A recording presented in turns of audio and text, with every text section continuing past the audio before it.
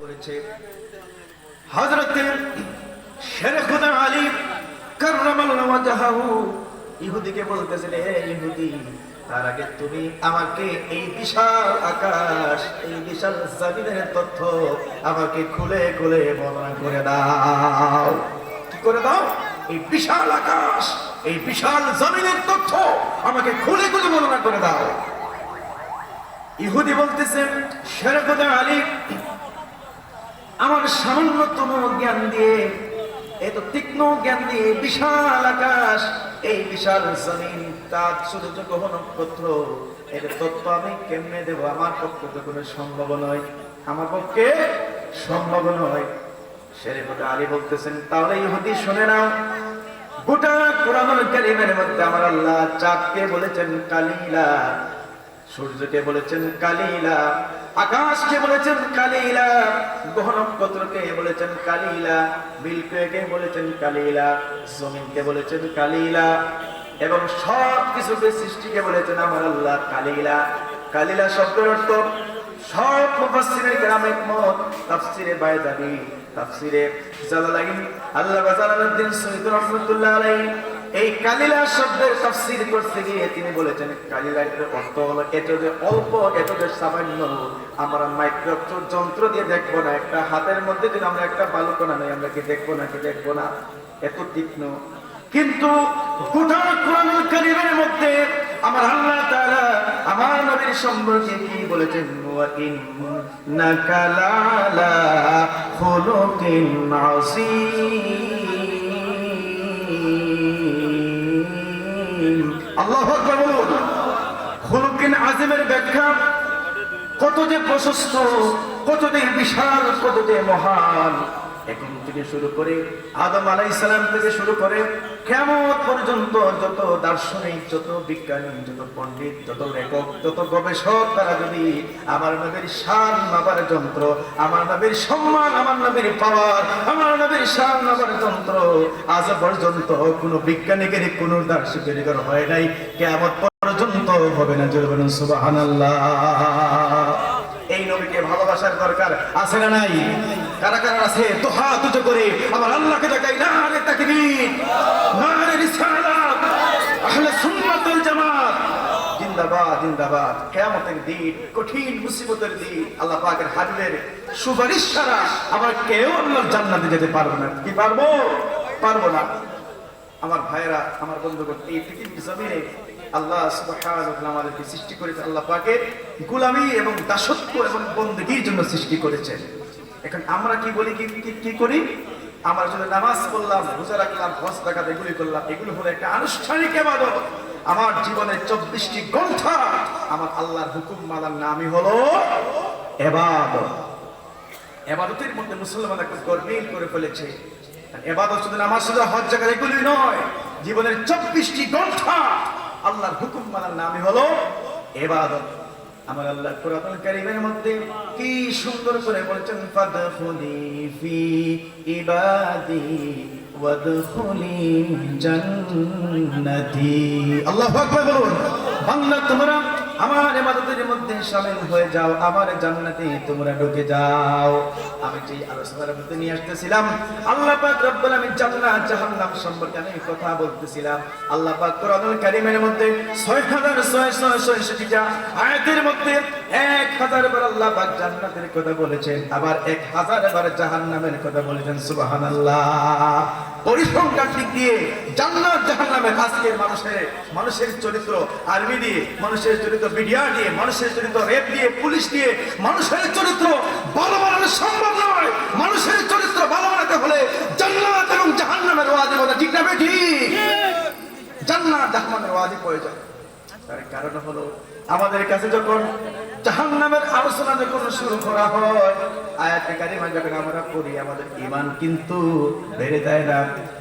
আজ থেকে ১৫০০ বছর আগে যখন কোরআন যখন নাযিল হয়ে গেল, যখন সাহাবায়ে কেরাম আল্লাহর হাবিবের মুখ থেকে, জনাবে মুহাম্মদ রাসূলুল্লাহ সাল্লাল্লাহু আলাইহি সাল্লামের মুখ থেকে যখন জাহান্নামের আয়াত যখন তারা শুনতেন, সঙ্গে সঙ্গে সাহাবায়ে কেরাম তারা কাঁপতে কাঁপতে জমিনের মধ্যে পড়ে যেতেন। তাদের কম্পন সৃষ্টি হয়ে যেত। তাদের চরিত্র উত্তম চরিত্র জানতে পারে আমার আল্লাহ খুশি, রাদিয়াল্লাহু আনহু ওয়া রাদু আনহু, আমার রাসূলও যার ব্যাপারে খুশি। আমরা সবাই কি মুসলমান আহলে সুন্নাত ওয়াল জামাত, ঠিক না ঠিক? মা আনা আলাইহি ও আসহাবি, কথায় কথা আসে ও সুন্নতি, যারা রাসূলকে এবং সাহাবায়ে কেরামকে ফলো করেছে তারাই আহলে সুন্নাত ওয়াল জামাত, তারাই কিয়ামতের দিন, মুসিবতের দিন আমরা সবাই জান্নাতে যাব। সুবহানাল্লাহ বলুন। তাদের অনুসরণ করতে হবে, মুখ দিয়ে দাবি করলে হবে না, ঠিক না ঠিক? মুখ দিয়ে আমরা সুন্নি দাবি করলাম, কিন্তু সুন্নিয়াতের কিছুই আমাদের মধ্যে থাকলো না।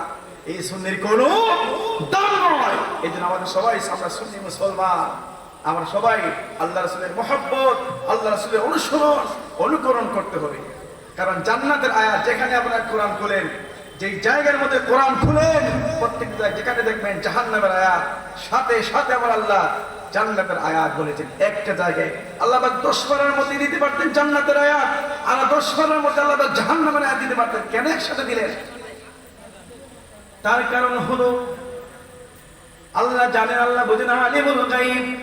বান্দা জাহান্নামের আয়াত শুনতে শুনতে তারা ডিসহার্টেড হয়ে যেত, তারা তাদের কম্পন সৃষ্টি হয়ে যেত। এই জাহান্নামের আয়াত যখন তারা শুনবে, সাথে সাথে আমার আল্লাহ তাআলা জান্নাতের আয়াত সেট করে বান্দাকে হতাশ না হওয়ার জন্য, ডিসহার্টেড না হওয়ার জন্য আল্লাহ পাক জান্নাতের আয়াত নাযিল করেছেন। সুবহানাল্লাহ বলুন। আমার ভাইরা, জান্নাত আরামের জায়গা, জাহান্নাম কষ্টের জায়গা।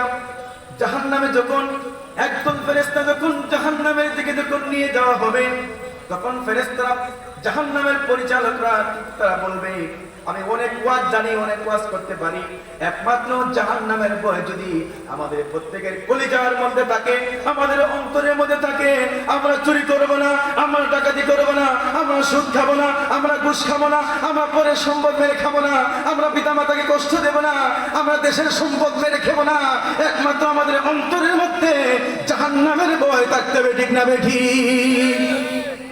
আমার ভাইরা, একদল ফেরেশতাদেরকে যখন জাহান্নামে যখন নিয়ে যাওয়া হবে, একদল ফেরেশতা তারা বলবে, ওয়াকালু তাকাদু তামাইয়াজু মিনাল গায়স, ও আল্লাহর বান্দা, এত নিকৃষ্ট জায়গা, কঠিন জায়গা, কেন তোমরা এখানে এসেছো? কুল্লামা উলকিয়া ফিহা ফাওজুন সাআলাহুম খাজানাতুহা আলাম ইয়াতিকুম নাযীর, এত কঠিন জায়গা তোমরা কেন এসেছো? তোমাদের কাছে কোনো আলেম যায় নাই? তোমরা কি রবির বাজারে এই সুন্নি মহা সম্মেলনে বসে কোরআন এবং হাদিসের কথা কি তোমরা শোনো নাই? তখন বেঈমানেরা, নাস্তিকরা, মুরতাদরা, মুনাফিকরা তারা বলবে, কালু বালা কাদ জাআনা নাযীর, আমরা শুনেছি, ফাকাজ্জাবনা ওয়া কুলনা মা নাযালাল্লাহু মিন শাই, আমরা এক কান দিয়া ঢুকাইছি আর এক কান দিয়া বাহির করেছি। তারা জাহান্নামে না তখন আফসোস করে বলবে, আরে দুনিয়ার জীবন তো অনর্থক জীবনকে নষ্ট করে ফেলেছি। তারা বলবে, কোরআন কি সুন্দর বর্ণনা দিচ্ছে, তারা বলবে, ওয়াকালু লাউ কুন্না নাসমাউ আও নাকিলু মা কুন্না ফি আসহাবিস সাঈদ, আহারে যদি কোরআন শুনতাম, যদি কোরআনের কথা শুনতাম, ইসলামী সুন্নি মুআশারার কথা শুনতাম, হাদিসের কথা যদি শুনতাম, তাহলে এই কঠিন জাহান্নামে আমাদেরকে আসতে হতো না। আরেকদল জাহান্নামীদেরকে যখন অর্ডার করা হবে জাহান্নামে যাওয়ার জন্য, আমি আলোচনার সাবজেক্ট বেছে নিয়েছি জান্নাত এবং জাহান্নামের কথা শোনাবো। আমি কল্পনা করে এসেছি, অনুশোচনা করে এসেছি। কারণ আজকের মানুষের চরিত্র আমাদেরকে আল্লাহওয়ালা বানাতে হলে রাসূল প্রেমিক, কোরআন প্রেমিক, দ্বীন প্রেমিক, কবরের ভয়, জান্নাত জাহান্নামের ওয়াজিব প্রয়োজন। সুবহানাল্লাহ। আরেকদল মানুষদেরকে যখন জাহান্নামের অর্ডার দেওয়া হবে, সূরাতুল ইব্রাহিমের মধ্যে আল্লাহ তাআলা কি সুন্দর করে বলতেছেন, ওয়াকালাত দুআফাউ লিল্লাযীনা ইসতাকবারু ইন্না কুন্না তাবআন ফাহাল আনতুম মুগনুনা আন্না মিন আযাবিল্লাহি মিন শাই, তারা বলবে,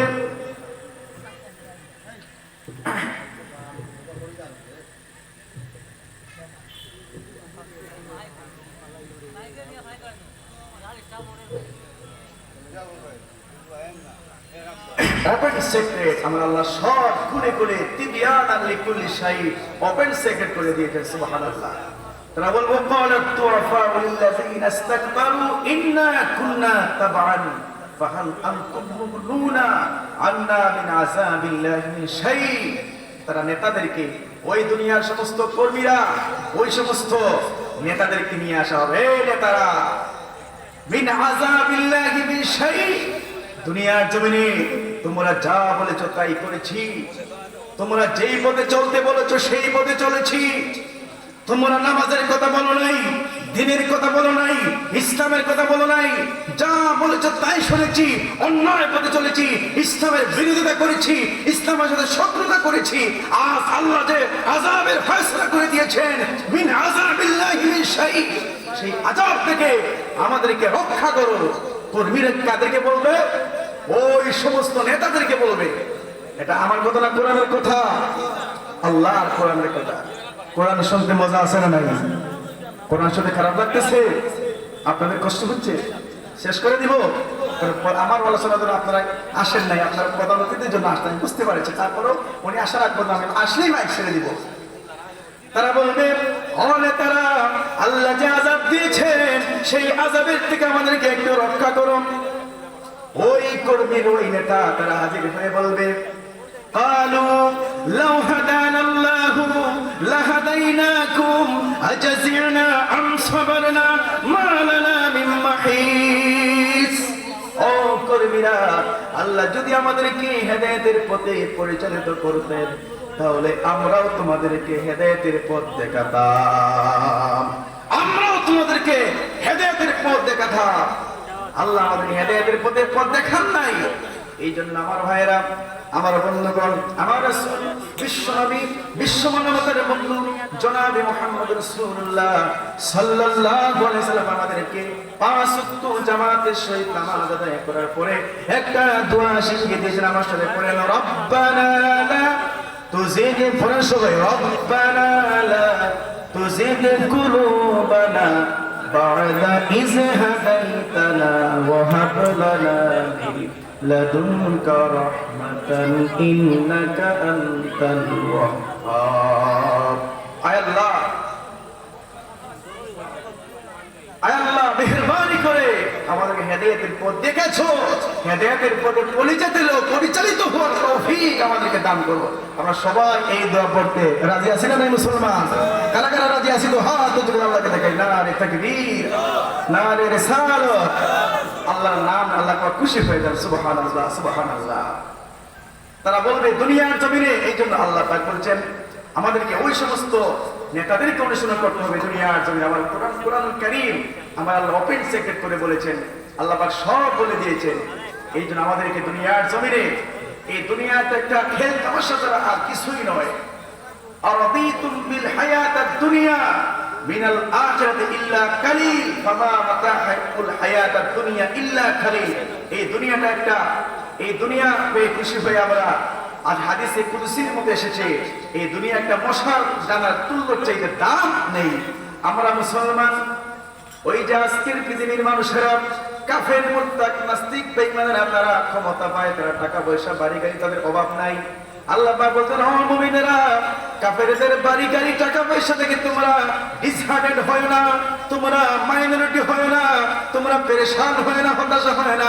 আমি মহব্বত করে তাদেরকে আমি দেই নাই। কুলু ওয়া তামাত্তাউ সুম্মা মাওয়াহুম জাহান্নাম ওয়া বিইসাল মাসির। দুনিয়াটা মস্ত বড় খাওয়া দাওয়ার ফুর্তি করে আমরা কিছু সংখ্যক মানুষে বলি, কিন্তু এটা ভুল কথা। দুনিয়াটা মস্ত বড় খাওয়া দাওয়ার ফুর্তি করে এটা নয়। এই জন্য যারা জ্ঞানী, যারা বুদ্ধিমান, অল্প দিনের দুনিয়ার জন্য চিরস্থায়ী আখিরাত তারা খুয়ায় না, ঠিক না বেঠি? এই জন্য আমার ভাইরা, আমার বন্ধুগণ, এই দুনিয়াকে অগ্রগতির দিকে চলবে না। এই পরকালের বই আমি তাও বলি না যে দুনিয়ার বাজারঘাট, চলাফেরা, ব্যবসা বাণিজ্য সব কিছু বন্ধ করে দেবতা নয়। এই কিন্তু আমাদের জীবনটা কিন্তু পরকাল ভিত্তিক হতে হবে। সুবহানাল্লাহ, পরকাল ভিত্তিক আমাদের জীবন চালাতে হবে। আমার ভাইরা, আমার বন্ধুগণ, আমি ছোট্ট একটা ঘটনা নিয়ে আসতেছি। আল্লাহ রাসূলের সাহাবীরা তারা কত রাসূল কারীম সাল্লাল্লাহু আলাইহি ওয়াসাল্লামের কত মহব্বত করেছেন, কত ভালোবেসেছেন। তাদের চরিত্র দেখে আমরা তাদের জীবনকে থেকে যদি আমরা ফলো করতে পারি, তাহলে এই দুনিয়ার জমিনে আমরা আল্লাহর কাছে আহলে সুন্নাত ওয়াল জামাত দাবি করতে পারবো। ঠিক না ঠিক? আল্লাহ রাসূলের সাহাবীরা কত রাসূল কত মহব্বত করেছেন, কিভাবে ভালোবেসেছে। আমি বলবো এক যুদ্ধের নাম মুতার যুদ্ধ। আল্লাহ রাসূল সাল্লাল্লাহু আলাইহি সাল্লাম আল্লাহ রাসূল নিজে 27টি যুদ্ধের সেনাপতির দায়িত্ব পালন করেন। 86টি যুদ্ধের পরিচালনা যুদ্ধের নেতৃত্ব দিয়েছেন আল্লাহর হাবিব জনাব মুহাম্মদ রাসূলুল্লাহ সাল্লাল্লাহু আলাইহি সাল্লাম। এই মুতার যুদ্ধের সময় রাসূল পাক সাল্লাল্লাহু আলাইহি সাল্লাম সাহাবীদেরকে ডাকলেন। তদানীন্তন পৃথিবী 1000 রোমান সৈন্য, ওদিকে 3 লক্ষ রোমান সৈন্য, ওদিকে 1000 বাহিনী রাসূল নিযুক্ত করে করলেন। তখন মুতার যুদ্ধের সময় আল্লাহর হাবিব 3 জন সাহাবীকে এই জিহাদের সেনাপতির দায়িত্ব দিলেন। কয়জন সাহাবী? 3 জন সাহাবীকে এই যুদ্ধের সেনাপতির দায়িত্ব দিলেন। তার কারণ হলো রাসূল পাক সাল্লাল্লাহু আলাইহি সাল্লাম